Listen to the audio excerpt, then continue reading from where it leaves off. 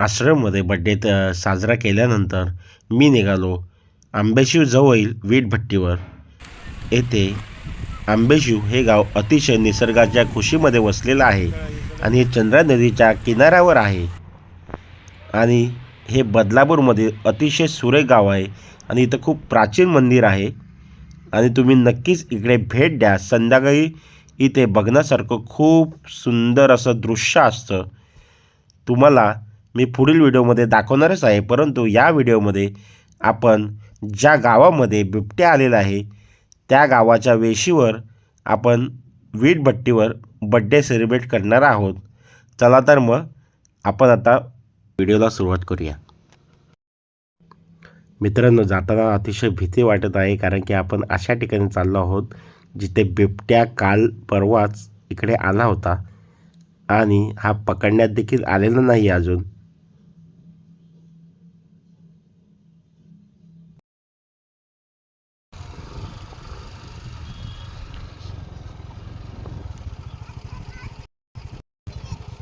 ताई ये इकडे इकडे केक कापूया आपण. सांग नाही होय आली बाई या बच्चे कंपनी या. ताई आज माझा बर्थडे आहे आणि मी इथे केक कापणार आहे सगळ्यांसोबत. मला सांगताना आनंदच वाटेल, कारण मी जेव्हा लहान होतो तेव्हा फक्त माझा बर्थडे झाला होता. त्यानंतर आम्ही चाळीत राहत होतो. तिकडे तुम्हाला तर माहिती आहे, पोलिसांना खूप पगार कमी होता आणि आम्ही 4 भावंड आणि आमचा कधीच बड्डे सेलिब्रेशन आम्ही केला नाही, कारण की आमच्या जी कडकी असायची ती खूप अफाट असायची. तर मी इतरांच्या बड्डेला घरात कोणाच्या गेलो तर सगळ्यांच्या वाटणीचे केक भरपूर असायचे आणि मलाच एकदम छोटासा पीस भेटायचा. तर मी असं मनात विचार करायचो, कधीतरी मी मोठा केक घेणार आणि मी एकट्याच खाणार. हे बालपणीच्या गोष्टी आहेत आणि ती एक वेगळंच बालपण असतं. Happy birthday to you, happy birthday to you Abhijit, happy birthday to you दादा.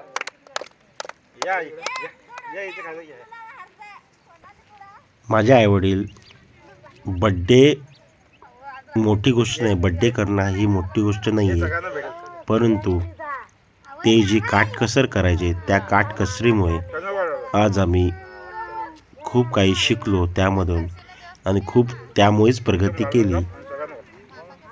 तर मी त्यांना सलाम करतो.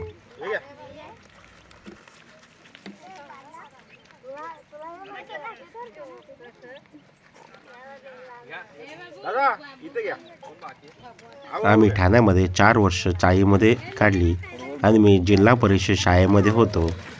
तर तिकडे आम्हाला तेव्हा जे त्या काळातले नगरसेवक होते त्यांनी आम्हाला वह्या वाटप केल्या होत्या आणि त्यातलीच एक वही मी माझ्या मित्राच्या बड्डेला घेऊन गेलो आणि सगळे मला हसत होते, कारण की मला त्याला काहीतरी गिफ्ट द्यायचं होतं आणि मला माहीतच नाही हे गिफ्टच मला कोणीतरी आधीच दिलं आहे. परंतु ती एक हसण्याची गोष्ट झाली होती. परंतु त्यानंतर मी कधीच कोणाच्या बड्डेला देखील गेलो नाही.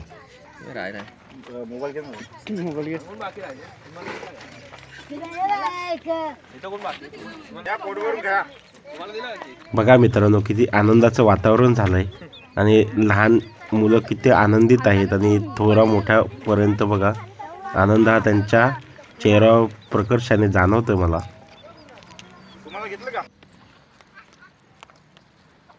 तुम्ही सगळे हातातले कामं टाकून आलात त्याबद्दल खूप तुमचे आभारी आहेत मी. तुम्ही शाळेत जातात ना, सगळे शाळेत जायचं आणि कोणी कोणाला म्हणजे मस्ती करायची नाही, मारामारी करायची नाही.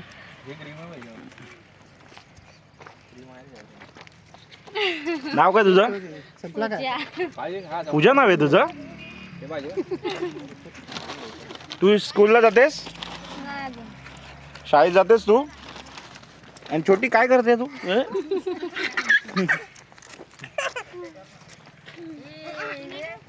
आता इथे पाणी नसल्यावर काय करतात? नदीचं. हा, नदीचं पाणी.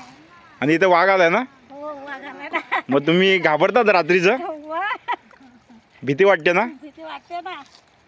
मग लहान मुलांना काय सांगितलं तुम्ही वाघ आल्यावर काय करायचं काय कसं? लहान मुलांना सोडू नका बाहेर नाही रात्रीचं. ती नाही निघत बाहेर. आणि जरी तुम्ही आलात बाहेर म्हणजे कामानिमित्त वगैरे तर हातात बॅटरी किंवा असे मशाल वगैरे आग वगैरे असं हे करा किंवा मोठ्याने आवाज करत जायचं. बॅटरी असतं ना मग गोंगाट येतात हां ना आमचं. आता काल परवा माहिती आहे ना कुत्र्याला घेऊन गेले बकरीला घेऊन गेले. बकरीला घेऊन गेले. काळजी घ्या तुम्ही सगळ्यांनी. हा. त्या आपल्या बदलापूरची नदी काय नाव नदीचं? चंद्रा बोलतात ना काहीतरी. चंद्रा. बघू का?